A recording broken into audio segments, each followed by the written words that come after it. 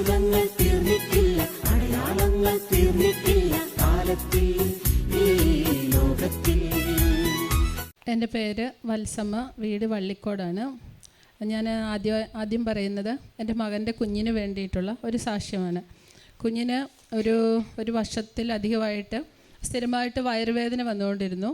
ആ വയറുവേദനയ്ക്ക് പല ഡോക്ടർമാർ, ഇപ്പോൾ ഒരു ഡോക്ടറെ കാണിച്ച് മരുന്ന് കൊടുത്തു. അത് കഴിഞ്ഞ് അത് മാറിയില്ലെങ്കിൽ പിന്നെ നമ്മൾ 1-2 പ്രാവശ്യം പോയി, അത് തീരെയും വ്യത്യാസം വന്നില്ല. അപ്പം അങ്ങനെ ഇരിക്കുമ്പോൾ പല ഡോക്ടർമാരെ കാണിച്ചു. മരുന്ന് കഴിക്കുമ്പോൾ കുറയും, വീണ്ടും അതിനേക്കാളും കൂടുതലായിട്ട് വന്നുകൊണ്ടിരുന്നു. അങ്ങനെ അവർക്ക് ഒന്നും ഒരു ഹോസ്പിറ്റലിൽ നിന്നും അടുത്ത ഹോസ്പിറ്റലിലേക്ക് മാറി ട്രീറ്റ്മെൻറ്റ് മാറ്റിക്കൊണ്ടിരുന്നു അല്ലേ? അവസാനം അവർക്ക് വെളിയിൽ നിന്നുള്ള ട്രീറ്റ്മെൻറ്റ് നോക്കിയിട്ടൊന്നും മനസ്സിലാവാത്തത് കൊണ്ട് എൻഡോസ്കോപ്പി, കൊറോണോസ്കോപ്പി, പിന്നെ അങ്ങനെയുള്ള ടെസ്റ്റുകളൊക്കെ ഡോക്ടർമാർ നിർദ്ദേശിച്ചു.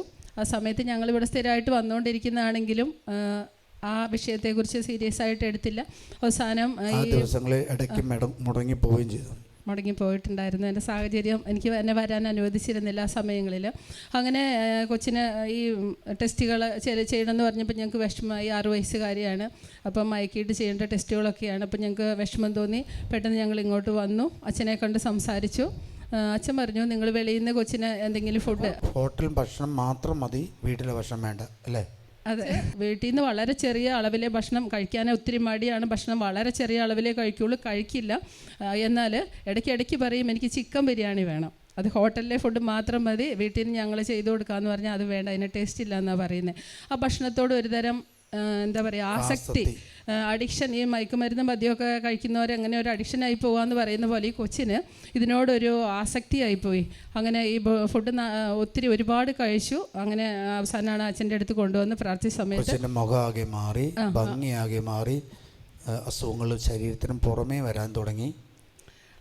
അപ്പോൾ അച്ഛൻ ഇങ്ങനെ പറഞ്ഞു, 2:30 എഴുന്നേറ്റ് പ്രാർത്ഥിക്കുന്ന കൊച്ചായിരുന്നു. അതെ, 3 മണി നേരത്തെ വീട്ടിലെ അമ്മ പുലർച്ചയ്ക്ക് 3 മണിക്ക് എഴുന്നേറ്റ് പ്രാർത്ഥിക്കുന്ന കൊച്ചായിരുന്നു. പ്രാർത്ഥന നിന്നു, പ്രാർത്ഥന മുടങ്ങി. മാത്രമല്ല അവൾക്ക് ഞാൻ കൊന്ത ചെല്ലുമ്പോൾ ഒരു രഹസ്യമൊക്കെ ഒറ്റയ്ക്ക് ചൊല്ലിയിരുന്ന ആൾ ആ പ്രാർത്ഥനാ സമയത്ത് റൂമിലേക്ക് കയറാതെയായി. മടി, വാശി, അങ്ങനെ കുറച്ച് ബുദ്ധിമുട്ടുകൾ കൊച്ചിന് മനസ്സിനും ശരീരത്തിനും ഒരുപോലെ ബുദ്ധിമുട്ടുകൾ വരാൻ തുടങ്ങി. അങ്ങനെ അച്ഛൻ പ്രാർത്ഥിച്ചിട്ട് ഈ വെഞ്ചരിച്ച ഒലീവ് ഓയിൽ കൊടുക്കാൻ പറഞ്ഞു. അങ്ങനെ 7 ദിവസം വെഞ്ചരിച്ച ഒലീവ് ഓയിൽ കൊടുത്തു. പിന്നെ ഗ്രാജുവലി ആ വേദന ഇല്ലാണ്ടായി.